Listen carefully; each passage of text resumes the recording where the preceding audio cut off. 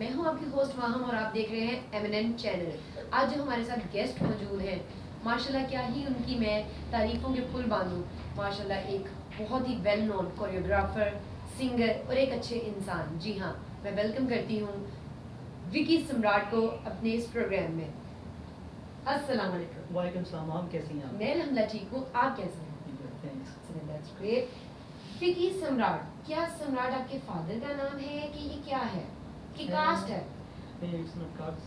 ये एक टाइटल है जो कि मेरे परदादा ने पार्टीशन से पहले इसको विन किया था। इस टाइटल को एक बहुत बड़ा एक कंपटीशन था कथक का, जो कि उन्होंने विन किया इस टाइटल को। वहाँ से इस टाइटल को लेके हम अब तक चल रहे हैं। और जी जी, तो सम्राट का क्या मतलब क्या है?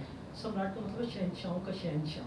इससे पहले तानसेन सम्राट साहब को, मतलब तानसेन को गायकी में मिला ये टाइटल। उसके बाद अशोका सम्राट थे जिनको तलवारबाजी में टाइटल मिला, और तीसरे सम्राट जनाब आशिक हुसैन सम्राट थे जिनको कथक में ये डांस में इनको ये टाइटल मिला, और अब तक चौथा सम्राट कोई नहीं। चलिए, ये तो आपने बताया कि सम्राट आखिर है क्या। माशाल्लाह कहते हैं कि शोबिज़ इंडस्ट्री में अगर बहुत अच्छी कोरियोग्राफी किसी की हमने देखी है और वो है जी विकी सम्राट, तो आपको किसके साथ काम करके लगे कि हाँ ये वाकई रक्स को जानता है, इसको सिखाने में वाकई एक मज़ा आएगा, एक रूह से ताल्लुक होगा? बिल्कुल जी, बहुत सारे अच्छे अच्छे आर्टिस्ट हैं जिनके साथ काम किया, जिनके साथ कई मतलब होता है कि हमारे पास टाइम की कमी होती है तो हम प्रॉपर्ली 100% उससे ले नहीं सकते या अपना 100% डिलीवर नहीं कर सकते। लेकिन एक आर्टिस्ट ऐसी हैं जिनको मैं मेंशन करूँगा, जिनका नाम साइमा जी। उनके साथ मेरा बहुत शॉर्ट एक्सपीरियंस है, लेकिन जो भी मैंने उनको थोड़ा बहुत बताया, उन्होंने इतना खूबसूरत तरीके से प्रेजेंट किया उसे कि बताई हुई चीज़ को निखार के किया। क्या खूबसूरत एक्सप्रेशन उनके और क्या उनकी पिक, तो मैं उन्हीं का नाम मेंशन करूँगा। बहुत मज़ा आया। कैरियर का आगाज़ कब किया? बहुत छोटी उम्र में, आप शायद मैं 6-7 में था, तो मैं अपने अब्बू के साथ गया PNC Pakistan National Council of Art as assistant गया था। तो असिस्टेंट गया था, लेकिन होता आपके अंदर कोई स्पार्क होता। तो मैंने एक चीज़ थी, मुझे आज भी याद है,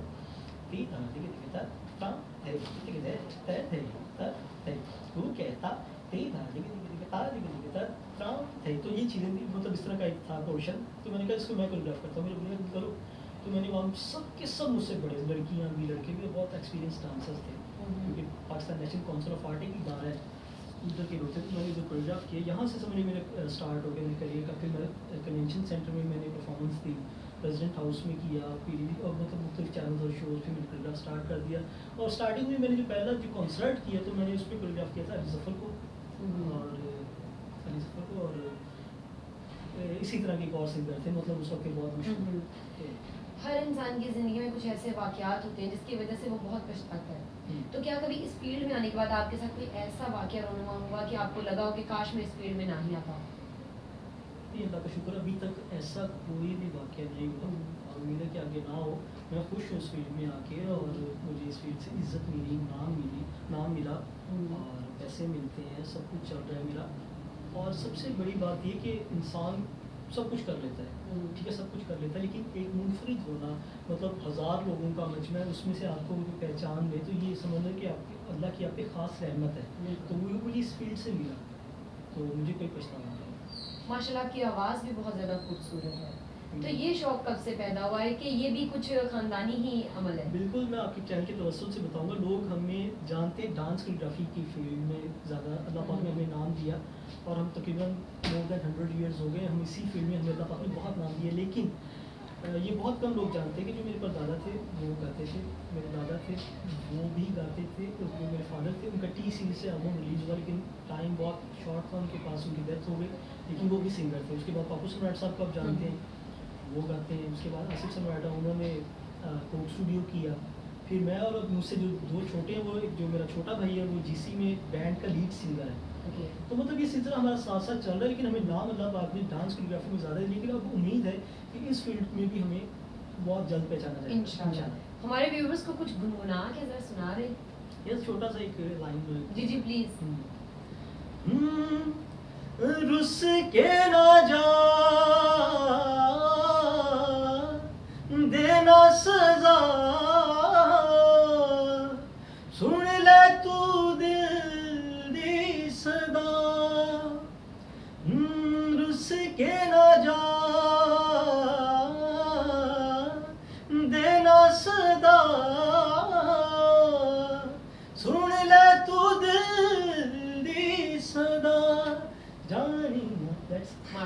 माशाल्लाह, memorising, seriously it's really amazing thank words. You. लेकिन कभी अपनी इस आवाज़ के जादू से किसी को कुछ अपने दिल के अल्फाज कहने का कभी ऐसा इंसिडेंट, कभी मौका मिला कि नहीं मिला? मौका क्या एक्चुअली कुछ याद आ गई है, जो मुस्कुराहट आ गई है? पहले थोड़ा पहले की बात कर रहा हूँ, कुछ ऐसा पहले की ना, जब वो हिम्मत नहीं होती किसी कुछ कहने की ना, तो ऐसी लड़की पसंद है। अगर मैं कहूँ मुझको तुमसे मोहब्बत है, मेरी बस यही चाहत है, तो क्या कहूँगी? अगर तुम मान गई तो ठीक है, वरना सॉन्ग है। तो कुछ आगे से उन्होंने कुछ कहा कि नहीं? मैं तुमसे कहूँगी इस बात को, अगर तुम वो आगे जो रिप्लाई मतलब अभी मामलात पेंडिंग में है। 80% इसका पॉजिटिव रिजल्ट दिया है। चले, रिजल्ट 80% मोस्टली, मतलब बहुत बार ये वाकया रोनमा हो चुका है। मतलब मोहब्बत की अगर हम लोग कसीदे देखने बैठे, आपकी या कहानियां देखने बैठे, तो बहुत ज्यादा नहीं कराएंगी। चलिए, ये तो था एक थोड़ी सी जरा चिलमस्ती, थोड़ी बातों की चटपटी बात। लेकिन न्यू जो जनरेशन आ रही है, जो सिंगर बनना चाह रहे हैं, जो डांसिंग की फील्ड में आना चाह रहे हैं, उनको आप इस एमिनेंट चैनल के थ्रू क्या पैगाम देना चाहेंगे? जी, मैं एमिनेंट चैनल के तवज्जुह से ये कहूँगा कि वो ज़रूर आएँ, इस फील्ड को ज्वाइन करें। लेकिन एक चीज़ डांस डिपार्टमेंट को स्पेशली मैं बताऊँगा कि प्लीज़ आप जब किसी के पास सीखने जाते हैं, बड़े टैलेंटेड बच्चे, लड़के लड़कियाँ आते हैं यूनिवर्सिटीज़ के, कॉलेजेस के, स्कूल के, उनको मैं देखता हूँ कि प्लीज़ प्लीज़ प्लीज़ आप इन्वायरमेंट देख लेते हैं, बहुत अच्छा इन्वायरमेंट, लेकिन जो इन्वायरमेंट के अंदर आपको काम करा रहा है शख्स, बंदी है, बंदा है, जो आपका टीचर बनने वाला है, कम से कम उसको आप स्टडी कर लें कि यार इससे पहले ये क्या कर चुका है, बिकॉज वो आपकी बुनियाद है। अगर आपका अंक एक बार ख़राब हो गया तो चाहे आप उसको 10 साल ठीक करते रहें, वो आपका अंक ठीक नहीं होगा। तो बस ये मैं डांस डिपार्टमेंट वालों को कहूँगा, और सिंगर्स को भी यही कहूँगा कि करें, मेहनत करें, इसमें बहुत स्कोप है। सिंगिंग में तो इतना स्कोप है कि मैं आपको बता नहीं सकता। फेम, इज्जत, दौलत, शौहरत सब कुछ है, तो जिसकी लक चल गई वो छा गया। एज अ कोरियोग्राफर कह लें या सिंगर कह लें, माशाल्लाह आपकी आवाज़ भी प्यारी है।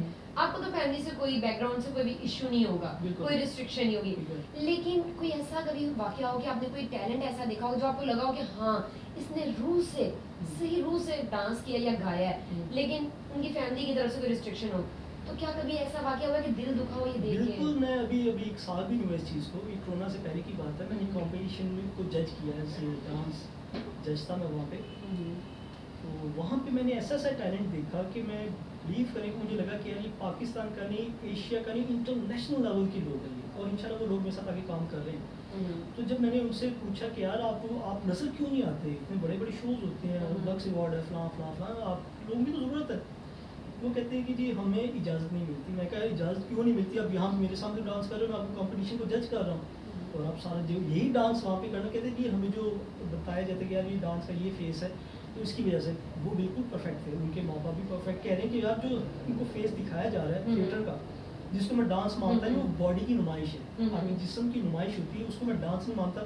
वो फेस दिखा के बच्चों को डरा दिया जाता है कि यार ये तुम लोगों ने करना है। अब वो उनके पास आगे रिप्लाई करने के लिए कुछ होता ही नहीं है, तो कोई बहुत बड़ा प्लेटफॉर्म ही नहीं है कि यार वो कैसे नहीं, यार ये नहीं तो ये देखो यहाँ से हम लोग उन्होंने सर्वाइव किया फलां के। तो क्या कभी सोचा नहीं कोई ऐसा प्लेटफॉर्म जो है ये मीडिया को दूं या इन तमाम लोगों को दूं जो दिल से डांस करते हैं? बिल्कुल, इसके पीछे समझ लें कि अब से कोई 10 साल पहले से लेके आज तक की मेहनत है, और ये बिल्कुल करीब है। सम्राट आर्ट स्कूल के नाम से एक इदारा बन रहा है जो गवर्नमेंट से रजिस्टर्ड होगा, और उससे इंशाल्लाह जो नए लोग आएंगे उनको फ़ायदा होगा, चाहे वो एक्टिंग में आ रहे हैं, चाहे म्यूजिशियन बन रहे हैं, चाहे वो कोरियोग्राफी में आ रहे हैं, चाहे सिंगिंग में आ रहे हैं, उनको टॉप क्लास टीचर्स वहाँ पे प्रोवाइड होंगे जो वहाँ उनको सिखाएंगे। इंशाल्लाह वो आपको रिजल्ट भी मिलेगा इसका। चलिए, इंशाल्लाह हम दुआ गो हैं कि आपका अदारा जो है जल्द से जल्द कह लेंगे मुकम्मल हो और दिन दुगनी रात चुगनी तरक्की हासिल करे। हमारी नेक तमन्नाएं और दुआएं आपके साथ हैं। बहुत बहुत शुक्रिया आपका अपना कीमती वक्त हमें देने का। जी नाज़रीन, ये आपने सुना बीके सम्राट की ज़िंदगी का भी हाल, और वो भी हाल कि जब वो एक इमर्जिंग टैलेंट को देखते हैं जो रूह से डांस कर रहा है, गा रहा है, लेकिन उनको रिस्ट्रिक्शन होती है। वो क्यों होती है, वजूहात भी आपको बीके सम्राट जी ने बताई कि कुछ हम में से ही लोग हैं जिन्होंने इसका एक अलग ही तस्वीर लोगों के सामने पेश की है, जिसकी वजह से फैमिलीज जो है बच्चों को मना करते हैं। इस छोटी सी बात के साथ मैं ये ज़रूर साथ कहना चाहूँगी कि अच्छे लोग बुरे लोग हर जगह होते हैं। हमेशा अपने बच्चों को एतमाद में लें और उनको वो करने दें जो वो करना चाहते हैं, उनको अच्छे बुरे की तमीज़ दें। इस छोटी सी बात के साथ मुझे दें इजाज़त, इंशाल्लाह अगले प्रोग्राम में मुलाकात होगी। अल्लाह हाफ़िज़।